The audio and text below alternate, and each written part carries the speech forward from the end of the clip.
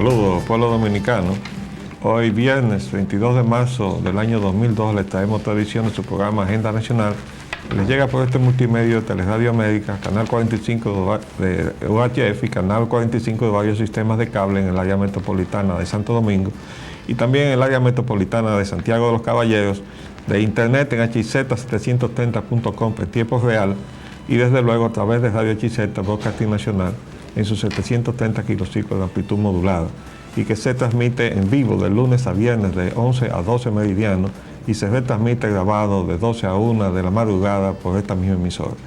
Les habla Leopoldo Pellananita y para llevar adelante este programa contamos como siempre con la ayuda y colaboración de nuestro amigo el licenciado Roger Orlando Pino. Buenos días, Roger. Muy buenos días, Leopoldo. Hoy es el Día Internacional del Agua. Eso veo como tema introductorio, temas previos a nuestra agenda. ¿Sabe lo que es también? Un día de vergüenza para una cantidad de ingenieros supuestamente especialistas en cuestiones de agua en la República Dominicana, que se han pasado todos los últimos años, décadas, pronosticando la solución de los problemas de agua potable de la población dominicana. Con este proyecto que nosotros auspiciamos, se va a resolver el problema del agua en la población, sobre todo en la capital de la República o en el Cibao, y resulta que se hacen las obras, hay una serie de fallas, el sistema no funciona a la cabalidad, se cae corto en términos del pronóstico de las demandas y en definitiva la población siempre está padeciendo el problema. En el caso concreto de la capital, y eso fue en el gobierno del doctor Balaguer, cuando se estaban planteando las nuevas fuentes para abastecer el sistema, yo le dije, tienen primero que corregir las fallas.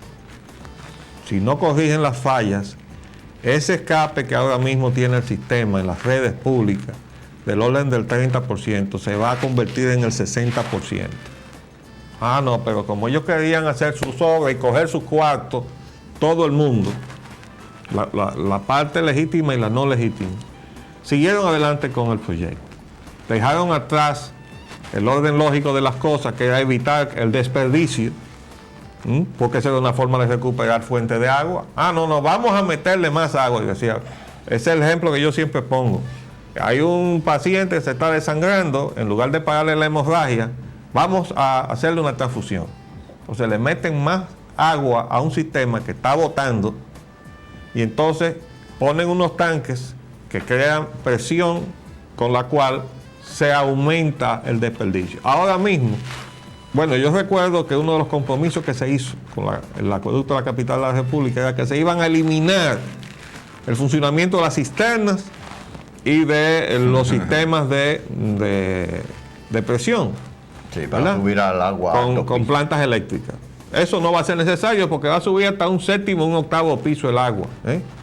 Ahora tenemos edificios de 20 y 25 pisos. Eso iban a necesitar como quiera, las cisternas y las plantas, las bombas de agua eléctrica. Pero el resto tuvo que quedarse. ¿Ustedes saben por qué?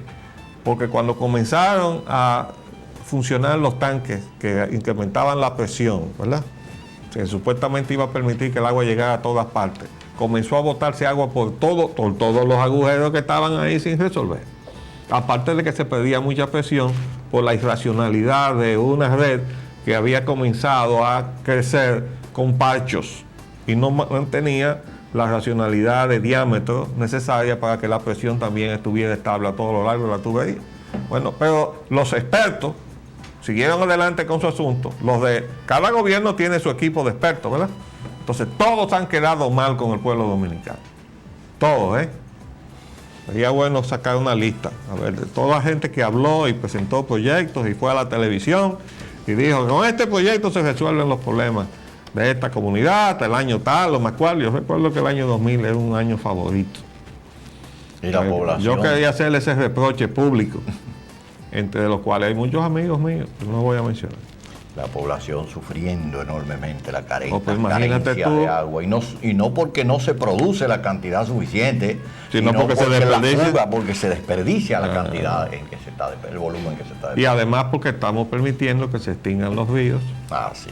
Y ese es otro capítulo, porque no ha dejado de llover, óigame bien. No ha dejado de llover.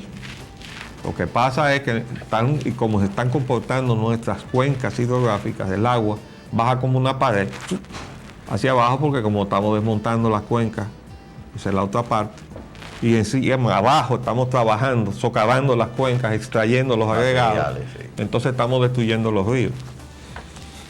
Pero yo dije, la falta de previsión y la irracionalidad con que se está comportando el pueblo dominicano frente al problema del agua nos va a llevar, y lo dije hace muchos años, y lo voy a repetir hoy, Día Internacional del Agua, a tener que poner plantas desalinizadoras, como ha tenido que hacer Curazao y Aruba y las otras excolonias holandesas en el área del Caribe, que son las únicas que tienen plantas desalinizadoras, que le da agua potable y la forma más cara de tener agua potable. Quizás ahí es que nos quieren llevar, porque eso funciona quemando combustible. Y es armónico con la privatización también. Mañana, aniversario del golpe del 23 de marzo de 1903. Bueno, no puedo dejar pasar por alto esa fecha, porque esa es una de las fechas de nuestra accidentada historia republicana. En esa fecha se levantaron los prisioneros que estaban en la Torre del Homenaje, entre los cuales estaba mi abuelo, el general Leopoldo Espaillat, Polín Espaillat, de quien yo heredo el nombre y el apodo. Estaba junto con su hermano, Pedro María, y sus hijos respectivos. Entre ellos mi tío Emilio, a quien yo no conocí, que era el mejor tirador que tenía el Cibao. Entonces ellos se levantaron ahí en la fortaleza, con la complicidad de algunos de los que entraban y salían, tomaron la fortaleza y de ahí salieron luchando, tomaron la ciudad y de ahí tumbaron al gobierno de Horacio Vázquez. Fue una etapa muy sangrienta, como tantas otras que ha vivido el pueblo dominicano. Pero yo quería hacer esta observación porque yo he visto los recuentos que se hacen de ese hecho. Y aparte de la proeza que usted salir de una cárcel y tomar el país, porque eso fue lo que hicieron. Salieron de la cárcel peleando, tomaron la ciudad y de ahí, cuando vino Horacio Vázquez con su contingente del Cibao, fue derrotado en las murallas de la capital de la República y en San Carlos. Pero se hace un recuento y dice, las cárceles estaban atiborradas de los lilicistas. Bueno, decirle lilicista a mi abuelo, que estuvo parado frente a un muro porque Lili lo iba a fusilar junto con el general Tilo Patiño, es una injusticia histórica. Y yo le debo a mi abuelo esta rectificación, que no se la han hecho los que suelen escribir sobre la historia aparte. Pero yo le voy a hacer una preguntita antes de que cerremos ese punto. Dígame. ¿Cómo había ascendido al poder Horacio Vázquez en ese momento, cuando fue momentos antes? Eso fue un periodo donde aquí nos gastamos una serie de gobiernos que no pasaban de 6 o 7 meses. El gobierno que subió, que fue el de Bossy Hill, en donde mi abuelo pasó a ser ministro de la guerra, lo que duró fue unos 7 u 8 meses. Nosotros vivíamos, ahí hubo gobierno de 3 meses. Eso era una etapa convulsiva de la historia republicana de la República Dominicana. Que realmente yo debo decir que he aprendido a amar la historia después que me di cuenta, ya no voy a decir que después de viejo, pero sí después de muy adulto, que nosotros éramos parte de la historia. Y que muchas veces en nuestra vida cotidiana, en nuestra contemporaneidad, contribuíamos accidentalmente o no a ser parte de la historia. Entonces ahí comencé yo a darme cuenta que uno tenía que echar hacia atrás por aquello que dice que los pueblos que no conocen su historia están condenados a repetirla.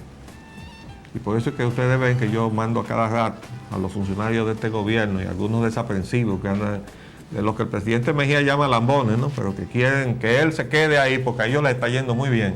Y que no importa que se lleven de encuentro la Constitución y todo, no importa. Quédese ahí, presidente. Yo los mando a leerse la historia de los que pasó aquí en el 29 y en el 30 y cómo surgió el régimen de Trujillo. Los mando para atrás, para ver si, aunque algunos hay que mandarlo a alfabetizar. Alfabetizar hay que mandarlo.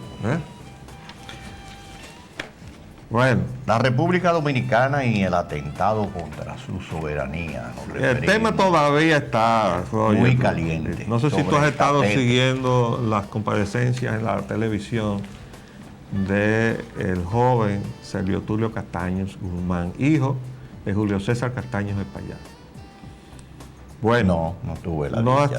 Servio Tulio Castaño Guzmán fue funcionario de la Cancillería en el gobierno de Leonel Fernández y como embajador encargado de la consultoría jurídica de la Cancillería tuvo la responsabilidad principal de guiar la situación del expediente que se le hizo a la República Dominicana, primero ante la Comisión Interamericana de Derechos Humanos y luego ante la Corte Interamericana. Pero hay una cosa que yo he estado observando. En la última comparecencia, porque he ido a varios programas, hoy en la mañana, y perdí bastante tiempo viendo estas cosas porque uno tiene que tratar de documentarse entre los que fueron actores en un momento dado de este proceso, que ha creado una situación muy difícil para el país. Él decía que él no entendía lo que acababa de hacer la Cancillería, porque no tenía nada que ver con lo que había dictaminado la Corte, y que lo que la Corte había hecho era una medida precautoria de evitar que el país extrayera de su territorio a las personas cuya causa había sido llevada a la consideración de la Corte. Esas 5, 6 o 7 personas. Exactamente. Pero ¿qué pasa? Que lo peligroso de eso era el precedente que se estaba creando por aquello que dijimos. Bueno, entonces la Sonia Pierre y el padre Ricuá agarran 500,000 firmas o nombres, no, porque no creo que puedan firmar, de haitianos que están aquí, y los van a llevar allá. Y lo someten. Y entonces van a crear un expediente y va a salir otra sentencia semejante en base al precedente o antecedente jurídico que nos impida sacar esos 500,000 o a 1,000,000, depende del número de nombres que pongan ahí. Entonces ese es el asunto. Pues, no, que eso no afecta a la política migratoria, sí nos afecta. Pero ese no es el punto que yo quería traer a colación.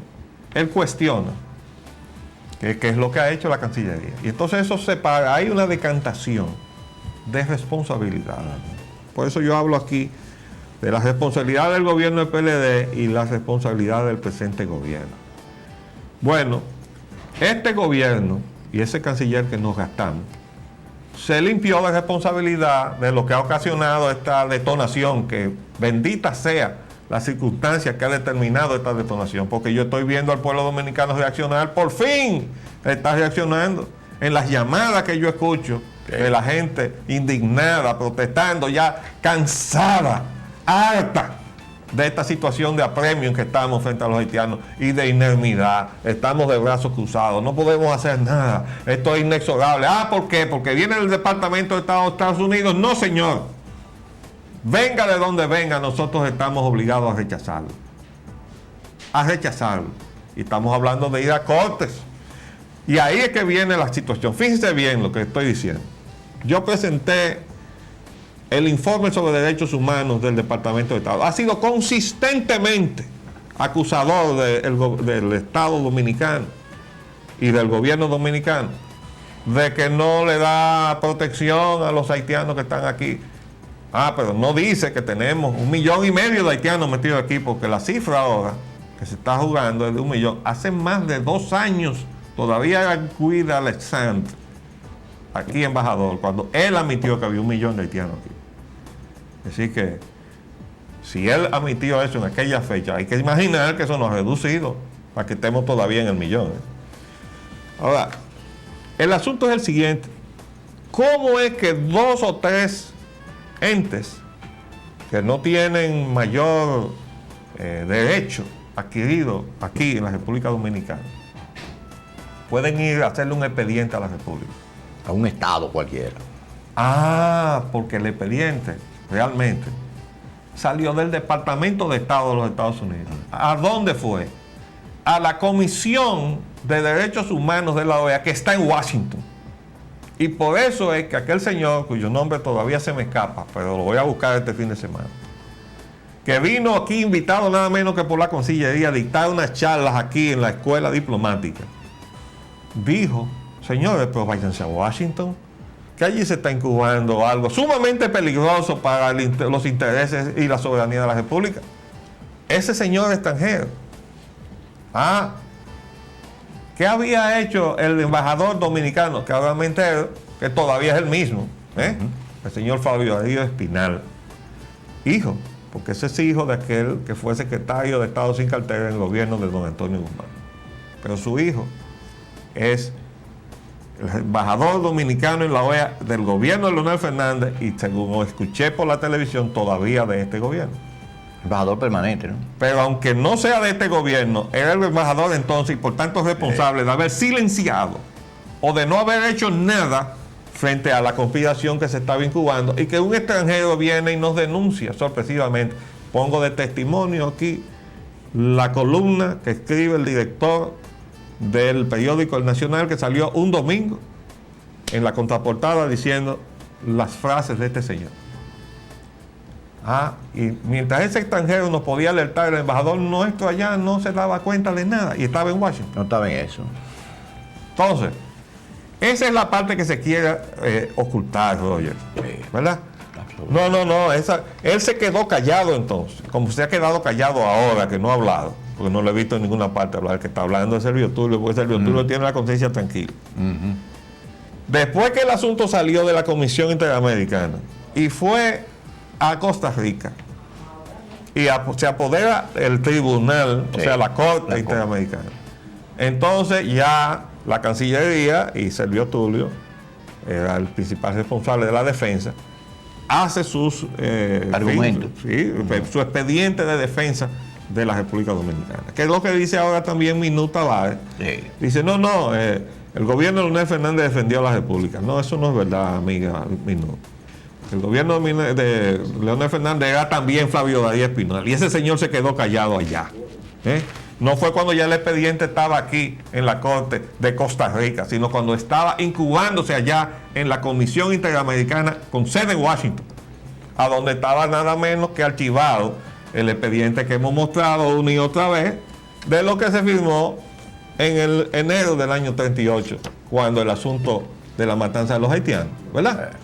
Entonces, el acuerdo que obligaba y obliga todavía, porque esto está vigente, al Estado haitiano a respetar los hitos y la frontera dominicana y el territorio dominicano. Pero nos acusan sobre la base de que estamos vulnerando un derecho que es el derecho humano, que es universal. Pero entonces se quiere restringir el derecho de los dominicanos a sacar de su territorio a los ilegales que tienen aquí. Es decir, ¿cuál es la lógica de nuestra exposición? Y no somos abogados. Si va alguien a representar a los señores cuyos nombres se pusieron ahí, y esos alguienes que fueron ahí, esas personas que fueron el señor Terricuá, no le quiero reconocer la calidad de sacerdote, y a Sonia Pierre, y van a nombre de una serie de personas a acusar al Estado Dominicano. Lo primero que tenía que haberse exigido a esas dos personas es que presentaran el testimonio fidedigno de que las 3 o 7 o 8 o 9 personas cuyos derechos habían sido vulnerados estaban legalmente en territorio dominicano, para comenzar. ¿Por qué? Porque no se puede venir a decir, que se me están irrespetando mis derechos. Y cuando Estados Unidos saca sin contemplaciones a todo el mundo de su territorio, no está vulnerando entonces los derechos de los que están ahí. Porque si eso es una cosa que equivale a la otra, entonces está vulnerando sus derechos. El derecho humano mío de quedarme aquí legalmente, no, ese derecho no existe. Lo que sí tenemos que hacer es sacarlo con respeto a sus derechos humanos, pero sacarlo. Ejerciendo nuestro derecho de migración, que es soberano. Y como el organismo superior, que es la OEA, está fundado bajo el respeto de la soberanía de los estados, no es posible que un organismo inferior, llámese la Comisión Interamericana de Derechos Humanos o la Corte Interamericana de Derechos Humanos, emita ningún tipo de decisión que vulnere la soberanía de los estados. Es inaceptable. Pero el colmo es el que acaba de producir esta Cancillería, que es la parte que le toca a ese señor que está sentado ahí, que se llama Hugo Tolentino Díaz. Es el de haber creado esa llamada comisión de impulso, ¿fue que le llamó? Comité de impulso. Comité de impulso. Y nosotros hemos dicho, impulso, señor canciller, a impulso de la fusión, porque no se puede aislar esto que está pasando de todo el contexto de lo que se ha hecho o de lo que se ha dejado de hacer, como por ejemplo venir aquí el presidente de Haití y no dar el paso protocolar obligado de ir a rendir homenaje a los padres de la patria. Eso es pecar por omisión. Se peca de dos maneras, por comisión y por omisión, ¿verdad? Eso nos enseñan a nosotros. Pero ahí también hubo el pecado de omisión de la Cancillería. No, ese fue de comisión. La Cancillería Dominicana se prestó a eliminar del programa para darle una coartada a la Cancillería de Haití para poder decir, no, nosotros no hicimos eso, porque no se nos incluyó en la agenda de la visita. Vamos a hacer un paréntesis y volvemos.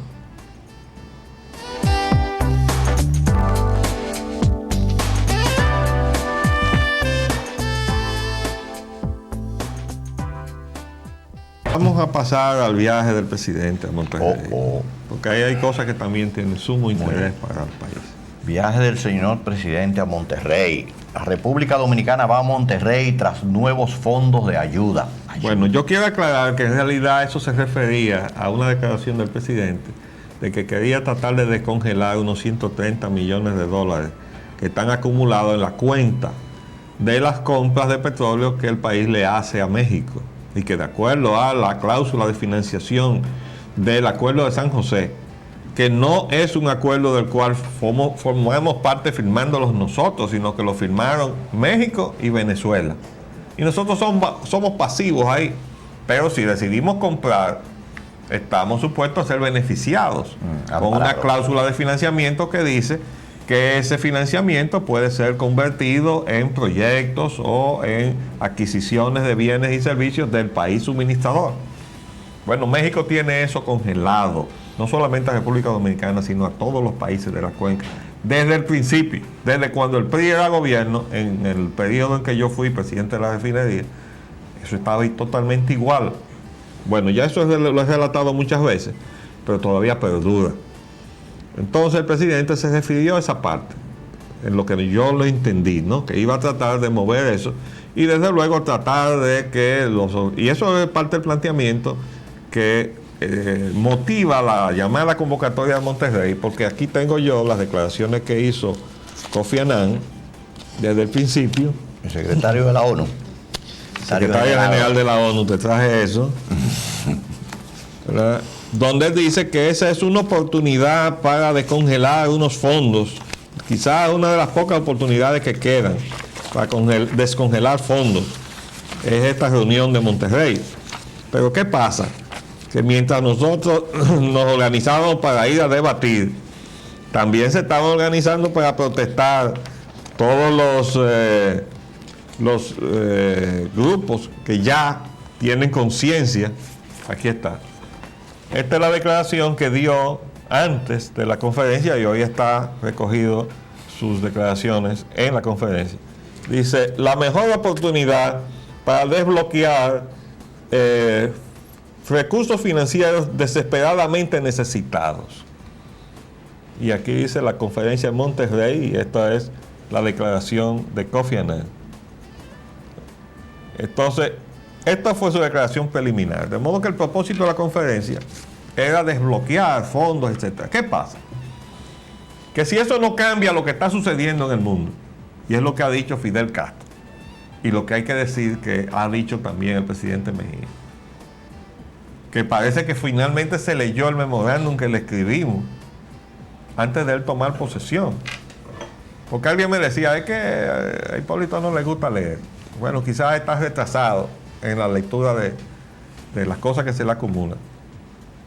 Como me pasa a mí a veces, que se me tardan cosas en que las puedo leer, libros incluso que compro, y se me tarda tiempo para poder sacar oportunidad de leerlo. Pero parece que ya finalmente leyó lo que le escribimos, porque nosotros le dijimos eso, y nosotros mostramos aquí ese memorándum. Presidente, no abra la frontera arancelaria dominicana. ¿Por qué? Porque los Estados Unidos no va a abrir la suya. Y no tiene ningún sentido que nosotros abramos la única protección que tiene el aparato productivo nacional, la única, que es la frontera arancelaria. Si los Estados Unidos tiene dos fronteras, una arancelaria, pero tiene un backup, o sea, un respaldo atrás que se llama el sistema de cuotas. Es decir, tú puedes bajar el arancel, que es la primera frontera, a cero, y te tropiezas con la segunda, que se llama el sistema de cuotas. ¿Tú estás aquí? No, no estás. Ah, pues tú no puedes entrar. O tú estás así, ¿y hasta dónde estás? Bueno, hasta 3, o hasta 4, hasta 5. Bueno, hasta ahí llegaste y no puedes pasar de ahí. Y nosotros aplaudimos eso. creemos que es justo que Estados Unidos proteja su economía y se acabe la exportación de empleos hacia el exterior para venirnos a obligar a nosotros a devaluar nuestra moneda para que le hagamos un empleo barato que nos empobrece y que empobrece todos nuestros mercados de trabajo y que nos obliga a una devaluación monetaria que empobrece a todos los dominicanos, trabajemos o no trabajemos en la bendita economía de servicios. Pero como ese es el modelo, y hasta ahora nadie se atrevía a cuestionarlo, pero ya estamos llegando, estamos tocando fondo. Bueno, pues nosotros le decíamos, presidente, no abra la frontera arancelaria nuestra. Es más, ponga un sistema de cuotas en la República Dominicana. Si lo obligan a bajar el arancel, entonces usted hace funcionar el sistema de cuotas. Igualito que los Estados Unidos, porque como dice el refrán popular, lo que es igual no es ventaja. No es así, oye. Absolutamente. Entonces, seguimos gravitando en lo mismo, por lo que vimos en el asunto de la competitividad, con el asunto de la zona franca, y tal. Digo, tú sabes de zona franca, tú has estado manejando eso. ¿Tú crees que eso tiene futuro ahora? No, en absoluto. Por eso era todo el bolío. Por sobrevivir unos años más, era toda aquella alaraca que había y accionar que había generado el señor de la zona franca cibaeña. Pero nos dieron una noticia, tú viste en estos días, de que nos van a dejar. El presidente tenía que adelantarse a la cuestión con el acuerdo de Centroamérica, con el presidente Bush, y por eso lo han hecho hacer, lo han presionado para hacer un papel ridículo. Pero también, porque no lo invitaron. Pero oye esto, vino un señor que no llegamos a leer esta información, porque es que a veces no da el tiempo. El señor Alfredo Milián, coordinador del Consejo Centroamericano y del Caribe de Apoyo a la Industria de la Confección y Textiles, bueno, con ese nombre tan largo, CACTAC, dice, las zonas francas seguirán activas después del 2009. Ustedes recuerdan que nos dijeron, en el 2005 se acaba todo. Y nosotros decíamos, no se va a acabar nada, como no va a haber ALCA. Sencillamente porque los Estados Unidos están respondiendo a la preservación de su aparato productivo nacional y no van a poder abrir las fronteras de su economía porque ya las fuerzas internas de la sociedad norteamericana están protestando de las aperturas y están tirados a la calle. ¿Y por qué ustedes creen que sale la gente a protagonizar lo de Seattle y lo de Washington y lo de todas las ciudades, donde quiera que se convocan los organismos de la llamada globalización? Ahí está presente el pueblo. Por cada uno de los que está allá afuera aguantando cajetas con la policía, 100 que no van. 100. Hay 100,000 de los que ciudadanos norteamericanos que están en su casa y lo ven por televisión y dicen, yo estoy de acuerdo, se me está defendiendo a mí el empleo mío. Entonces, por eso, el Congreso, que sí les responde a los que están en su casa y les mandan cartas a los congresistas, se paran y dicen, señor presidente, párese ahí, no toque los mecanismos de protección. Por eso no le dieron el fast track. Y por eso estos movimientos, bajo la presión de los obreros y también de los propietarios de la industria del acero, hicieron que los Estados Unidos, el gobierno de Bush, tomara la decisión que ha tomado, que lo ha puesto en conflicto y completamente en curso de coalición con lo que se llama de colisión, no de coalición, sino de colisión, dentro de lo que se llama el acuerdo de libre comercio del mundo de la globalización. Entonces, ha venido a chocar contra Europa. ¿Qué está haciendo Europa ahora al ver frente a la realidad de que los Estados Unidos tomaron esa decisión a pesar de todos los acuerdos ya vigentes? Es que Europa le tiene guardado a los Estados Unidos una pequeña sorpresita. Le va a poner impuestos de importación a los productos de los 5 estados que eligieron a Bush presidente de la República. Miren qué estrategia tienen los europeos. Dice que en la guerra del acero, la Unión Europea quiere golpear a Bush donde más le duele. Esos 5 estados, sus rubros de exportación hacia Europa son los siguientes. Wisconsin, que exporta motocicletas. Pennsylvania, que exporta acero. Le van a imponer allá una tarifa al acero. Virginia Occidental, que exporta acero también, pero Carolina del Norte, que exporta textiles y ropa, le van a hacer riáquete. Carolina del Sur, que exporta textiles y ropa, y Florida, que exporta jugo de naranja. que eso sí que le va a doler mucho a los que viven en Florida, porque yo... En esa ropa a lo mejor hay cosas que mandamos de aquí para allá. De aquí para allá, entonces se las reembarcan para Europa. Sí, porque entonces, el mercado norteamericano ha perdido mucha capacidad de compra. Sí. Por eso fue que se resintieron las zonas francas de aquí. Pero mira, vamos a seguir leyendo. Este es los titulares que faltan. Dice: Hipólito critica en cumbre el proteccionismo de los ricos. República Dominicana negociará con Canadá. Y Estados Unidos quiere negociar solo con Centroamérica. Bueno, parece que una cosa y la otra están ligadas. Le han hecho un desaire al presidente Mejía. Él debió haber previsto que no había un ambiente para que él fuera a participar con Centroamérica. Además, se lo vamos a decir una vez más. ¿Qué estamos buscando con Centroamérica? Lo único que podemos buscar con Centroamérica, que produce exactamente lo mismo que nosotros, y anda detrás de los mismos capitales que nosotros, en términos de zona franca, es ponernos de acuerdo para que no riñamos, no fuéramos a competir de una manera ruinosa por los mismos mercados. Es decir, ¿por qué vamos a seguir en la trampa de la subasta de miseria que supone la economía de servicio? Vamos a devaluar la moneda, porque ahí, como dijimos en la ocasión anterior que relatamos el encuentro en el Palacio Nacional, se quiere la competitividad de algunos sectores sobre la base de la evaluación. Por eso le hemos dado mérito a la exposición del señor Francisco García, de la empresa Inca, de la industria metálica dominicana, que fue y dijo: no necesito, o nuestra empresa no necesita evaluación para ser competitivo. Pero le salía al paso a los sectores de turismo y otros y de zona franca que están aposentados ahí sobre la base de sigan devaluando para poder ser competitivos. Entonces ese es el modelo. Para salir de ahí debimos haberle dicho a los centroamericanos: mire, vamos a ponernos de acuerdo que no vamos a devaluar más moneda, que no vamos a competir a base de miseria, y pongámonos de acuerdo en eso. Y vamos a ponernos de acuerdo también en los precios de los guineos y de todas aquellas cosas que produzcamos juntos. Lo mismo, para que cuando vayamos a los mercados de los países desarrollados, no compitamos entre nosotros para matarnos entre nosotros. Eso es la intención que deberíamos tener. No ir a tratar de venderle lo que nosotros producimos, la cerveza nuestra, lo de allá, o ellos la cerveza de ellos aquí, pero si ya somos autosuficientes en eso. Con la pechuga de allá, con la pechuga de aquí. O la leche. Con la leche de allá, con la leche de aquí. Entonces, eso conforme a la estrategia que debe enseñarse, usted está absolutamente en lo cierto. Pero, hace más de un mes aquí en este programa dijimos que los Estados Unidos no querían y evadían a todo curso la presencia de la República Dominicana en el grupo con que buscaban negociar. Y se hizo un approach directo al Departamento de Estado. Yo recuerdo haber dicho aquí que le contestaron no, le tiraron la pelota a El Salvador. Le dijeron, no, el presidente de El Salvador es el que está manejando esa reunión.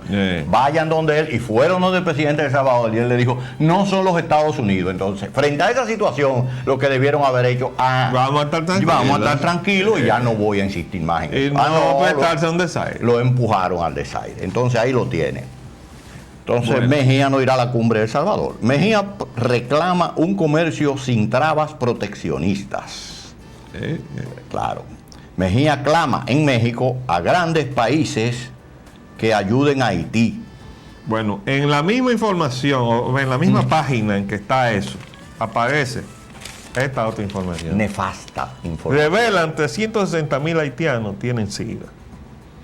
Datos ofrecidos por el director ejecutivo del Voluntariado para el Desarrollo de Haití, VDH, Arnaud Descartes, dan cuenta de que en la vecina nación alrededor de 300,000 personas padecen del síndrome de inmunodeficiencia adquirida SIDA, lo cual equivale a un 4% de la población de 9 millones de habitantes.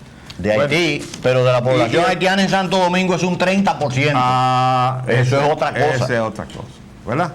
Es decir que la dimensión de ese problema se extrapola en el territorio dominicano a varias veces ese coeficiente. Y mientras tanto nosotros este país rico, estamos usando nuestros recursos de los contribuyentes dominicanos que nos sale del bolsillo y del alma para darle salud y darle educación a los haitianos. Porque recuerden la posición que mantuvo la vicepresidenta y secretaria de Educación. Hay que dejar que entren sin papeles los hijos de haitianos. Eso es parte del contexto de eso que está haciendo la Cancillería ahora.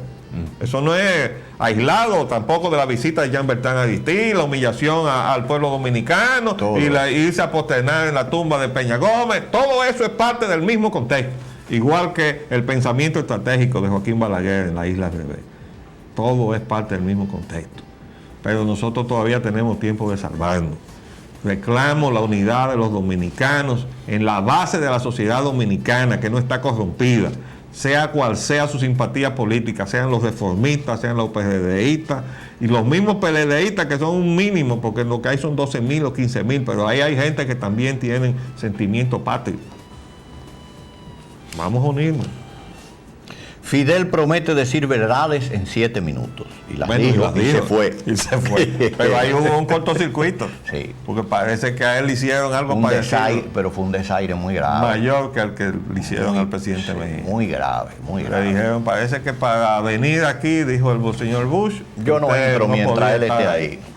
Bueno, yo creo que el cónclave de Monterrey, que dicho sea de paso, terminó mal, ¿verdad? No, déjame decirte. Es un montaje. Mire, este documento, enfóqueme este documento, por favor.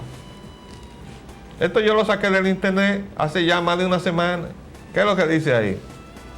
Acerca de eso. Proyecto de documento final de la Conferencia Internacional sobre la Financiación para el Desarrollo, Consenso de Monterrey. Ya estaba redactado. O sea que todo el que iba allí era, mire, ahí es que hay que firmar. Entonces, ¿a qué cónclave es ese? Esa es una pantalla para comprometer a todo el mundo a una cosa que ya se había determinado. Acordado previamente. Así no se puede. Eso es adulterar la democracia. Estamos con un problema muy serio de la adulteración de la democracia hacia lo interno de los países, ¿verdad? Que estamos padeciendo eso. Y globalmente también. Pero también está padeciendo la democracia latinoamericana con esta lesión a la soberanía de los estados y al respeto de esa soberanía por parte de los organismos y de las grandes potencias, que en este caso estaríamos hablando de los Estados Unidos, que es la única potencia en el mundo y además la gran potencia del hemisferio. Entonces Estados Unidos tiene que ser, se lo hemos dicho y se lo vamos a seguir repitiendo, como faro y estandarte de principios. Está perdiendo luces. Nosotros los vamos a seguir. En la medida en que trabajen en contra de esos principios, pierde, como tú dices, las luces, pero además va a perder la unidad interna. Se lo estamos diciendo desde ahora con preocupación, porque ninguno quiere que allá se produzcan hechos en donde se reediten cuestiones de violencia como la que se ha protagonizado en el territorio norteamericano y regeneralizadas, porque ya si se llega a ese terreno sería algo todavía mucho mayor que las cosas espantosas que se han visto. Y eso no debe ser. Pero Estados Unidos tiene que darse cuenta que no puede seguir trillando un camino ausente. Mira lo que yo traje para cerrar esto. Mira, no pude accesar las pantallas de CNN ni en español ni en inglés ayer, pero tampoco varias de las pantallas de internet de la prensa acreditada en internet, excepto el Washington Times. Y mire la noticia que trae. Dice, las páginas de web, de la red, de internet, son instruidas de borrar información. Y aquí está el detalle. Hablando de la libertad de prensa. De esto, míralo aquí. El gobierno de los Estados Unidos dice, la Casa Blanca ayer ordenó a todas las agencias federales borrar de sus páginas de web las informaciones sensitivas de armas de destrucción masiva y otra información que pueda ser útil a los terroristas. El Washington Times se ha integrado. Los cientistas más alarmados, esta decisión ha alarmado a los cientistas y a los comprometidos con la apertura de las informaciones. La transparencia gubernamental. Sí, porque por esta actitud de intromisión, quiere decir que invasión a la privacidad. No, que se ha introvertido el gobierno de los Estados Unidos, es decir, está cerrándose, en lugar de estarse abriendo, se está cerrando. Pero sociedad fue muy coincidente que yo a las páginas de que suelo visitar buscando informaciones no las pude accesar ayer. Bueno, entonces la Sociedad Interamericana de Prensa, que acaba de cerrar aquí un cónclave, una cosa. Producido por el arquitecto Leopoldo Espaillat Nanita.